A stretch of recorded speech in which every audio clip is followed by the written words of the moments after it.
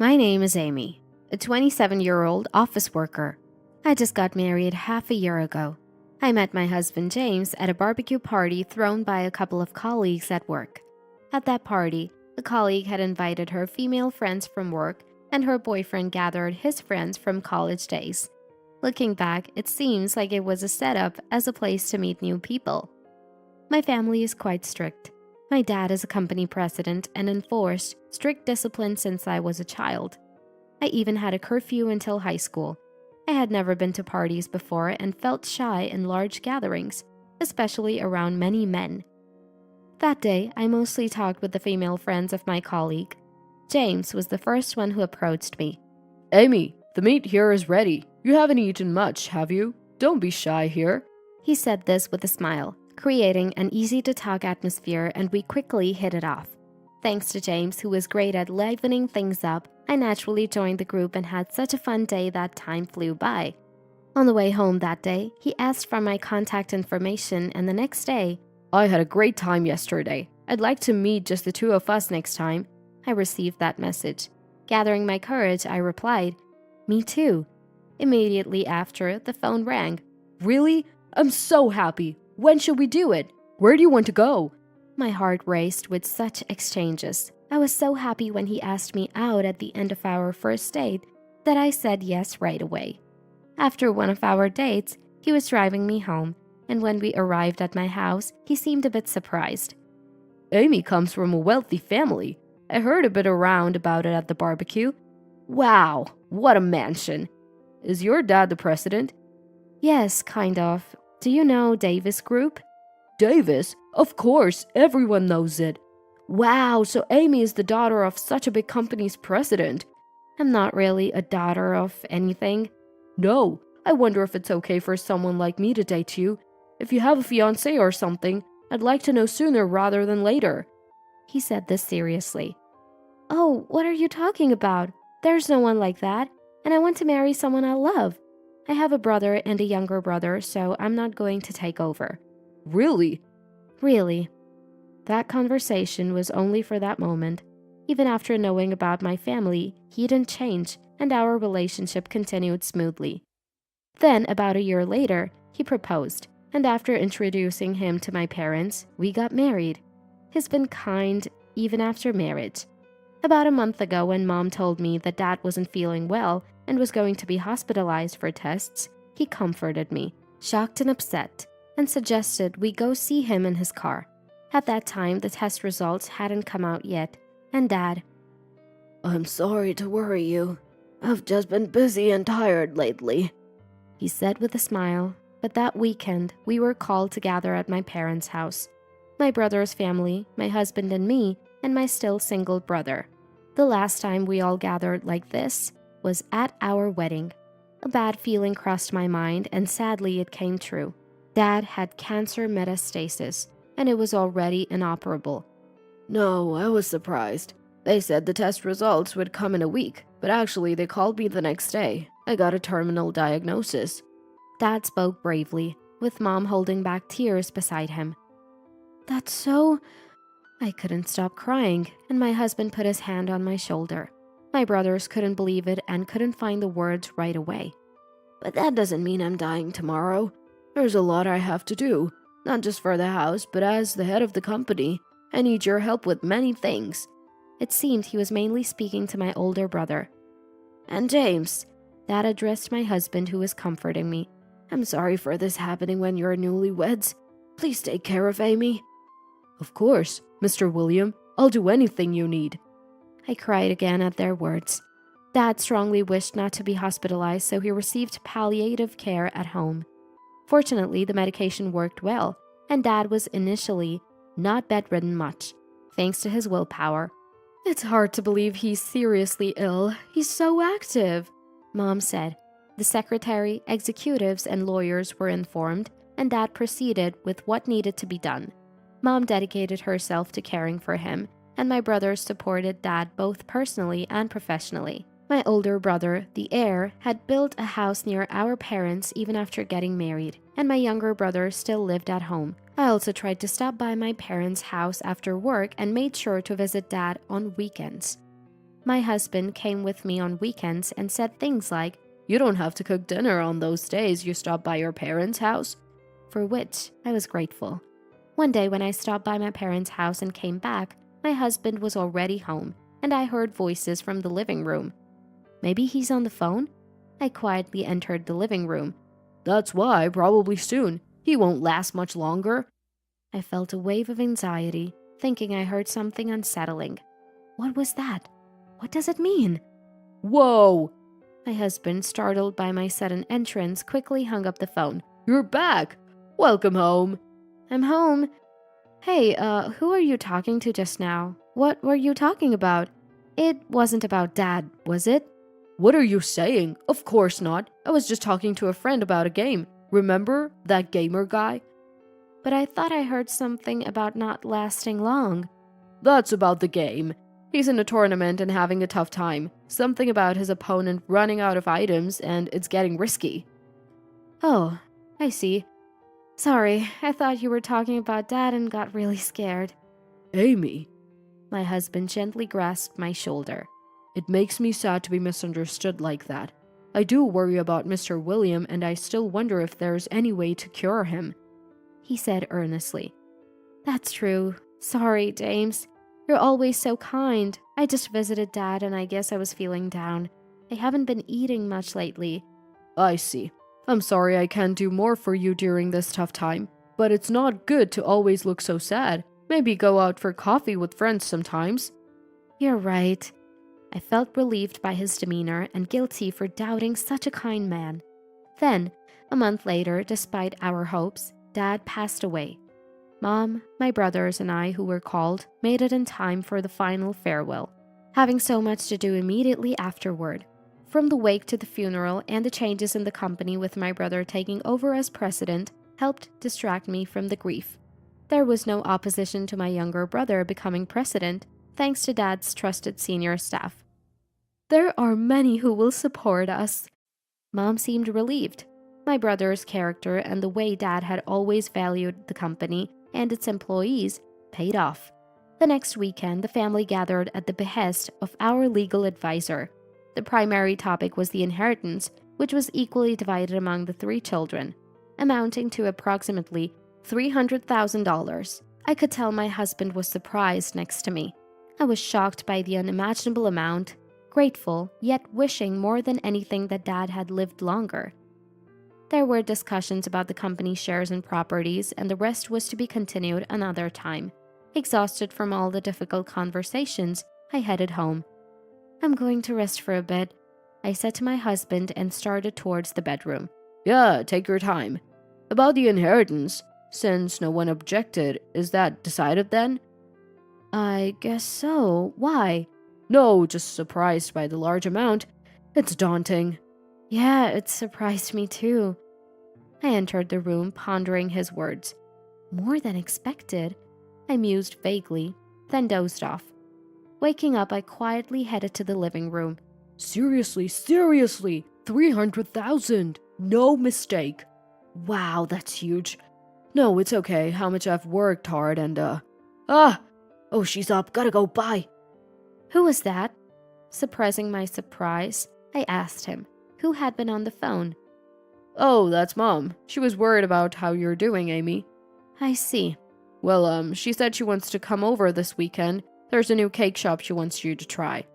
Okay, then I'll buy some nice coffee. I smiled and he nodded happily, but a definite suspicion had formed in my mind. The day before mother-in-law Kathy's visit, I stopped by my parents' house. Mom, how are you? Feeling a bit better? Yes, you don't have to come by so often. Olivia is always worried and stops by too. Are you eating well? Olivia is my brother's wife, modest yet firm and compassionate. She had been devoted in caring for Dad and supported Mom during the funeral. I think my brother really married a good person. Yeah, don't worry about me. But actually, I have something I want to discuss. Oh, what's up? There's something that's been bothering me. I started to share my doubts about my husband while drinking the coffee Mom had made. Then, the next Saturday, Kathy came over. She had attended Dad's wake and funeral, and this was the first time we met since then. Amy, I'm so sorry about your dad. I brought some delicious cake to cheer you up a little. Kathy, thank you so much for everything. Please have some coffee. Oh, thank you. As the three of us ate cake, my husband brought up the topic. So, about the inheritance, Yeah? can you transfer the $300,000 to Mom's account? What? It was a conversation I never expected, and I was momentarily stunned. I don't understand what you mean. That much money? It's too much to handle, right? You're part of our family now, so I think it's best to transfer it to my parents' bank account. What? I couldn't comprehend his words. Are you saying you need to borrow some for a car or something expensive? Haha, borrow. It's our money now, our family's. My husband burst into laughter. Our family. Of course, the family you married into. Your money is our money now. Kathy continued with a smile. I'll manage it properly. You can ask when you need it, but you have your salary, right? Wait a minute. I don't understand. Why does it become Kathy's money even if it's our family's? Well, that's how it is. It's our money now. And of course, Mom's too. This is absurd. What are you saying? Don't worry, your family too. First, we'll build a big multi-generational house. Maybe buy a car. We can afford it with $300,000. James, you're so eager. But yes, we should start on the multi-generational house soon. So, transfer it to Mom's bank account now, okay? Please, Amy. A son's wife's money is our family's money. I was stunned by the true colors of this mother and son. A hope I held was not only crushed but surpassed by their appalling behavior. James, did you marry me for my family's wealth? Huh? I really do love you. It's just that you're a wealthy heiress, Amy. Huh. When I heard you were an heiress and found out about the big company, I decided to marry you right away. That's right. I welcomed it too. James has always cherished you. Cherished me for my family's wealth? Don't make such a scary face.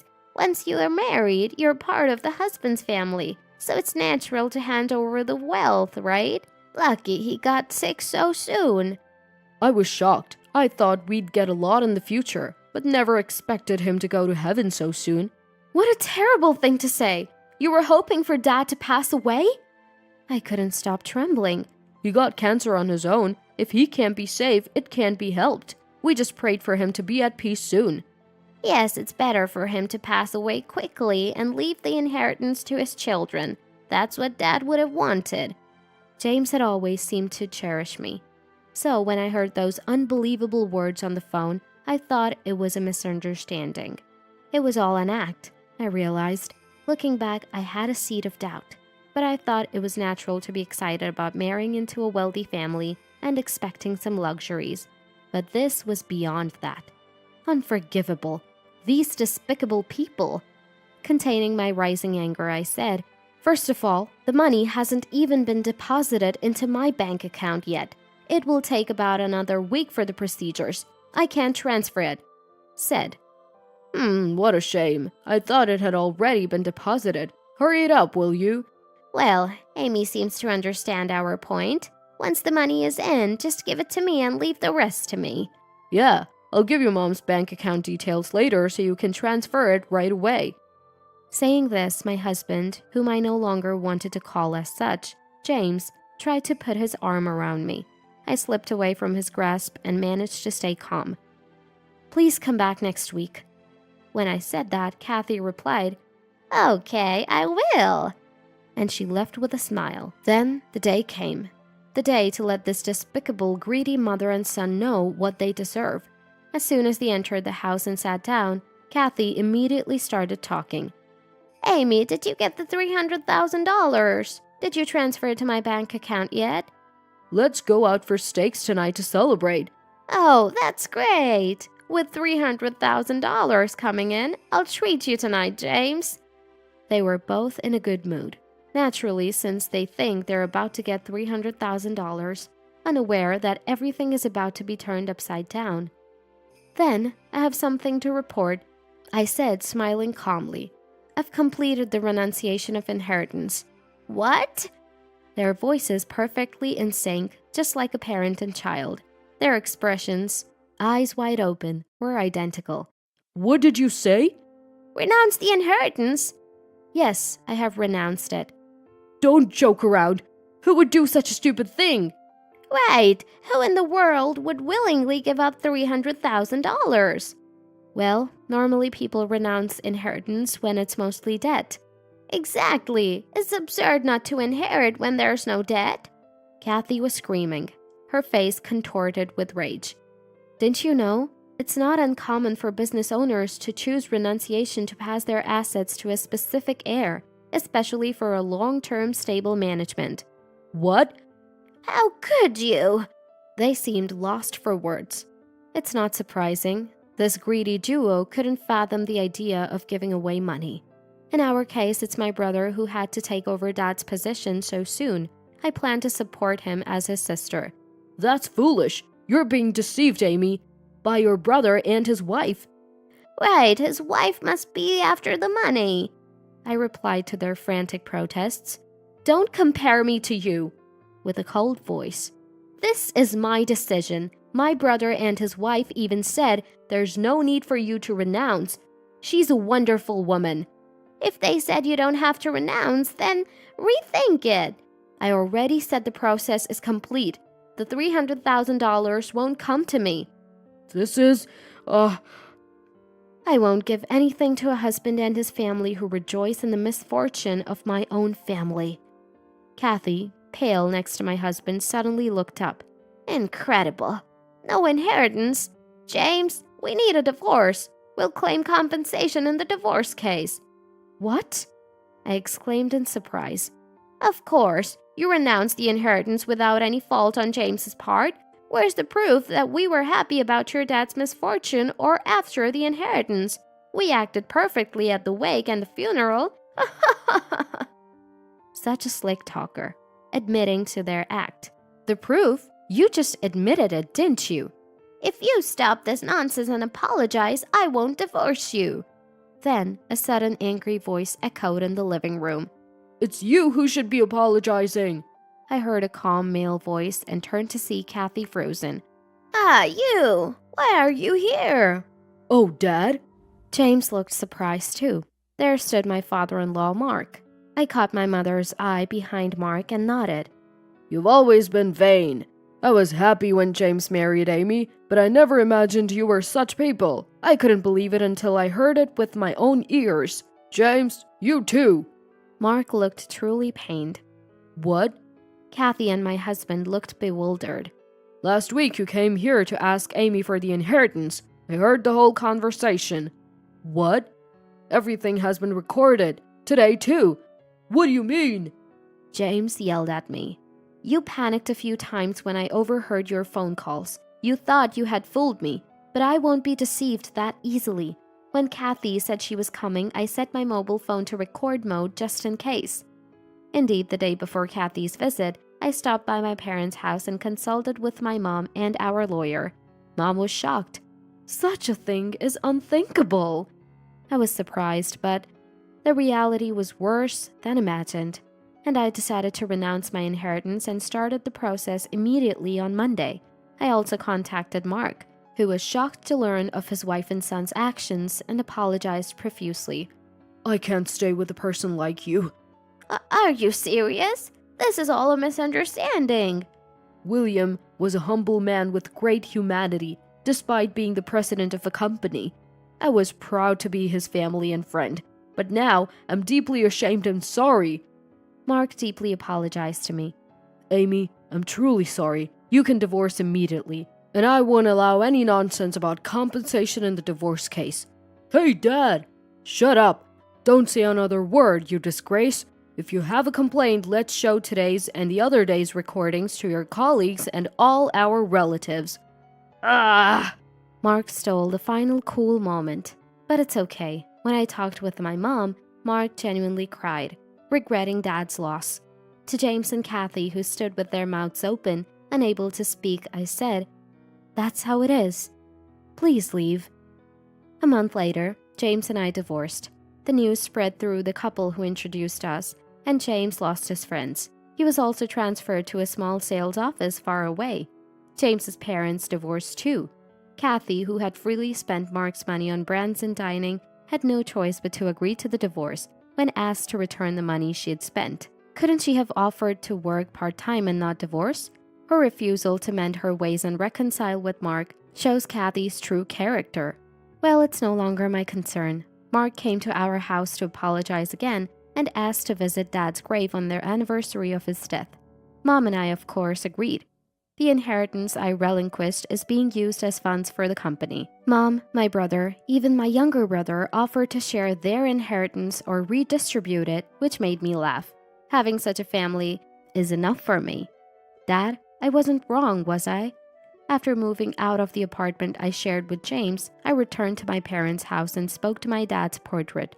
It seemed like he smiled in the photo, and tears fell from my eyes.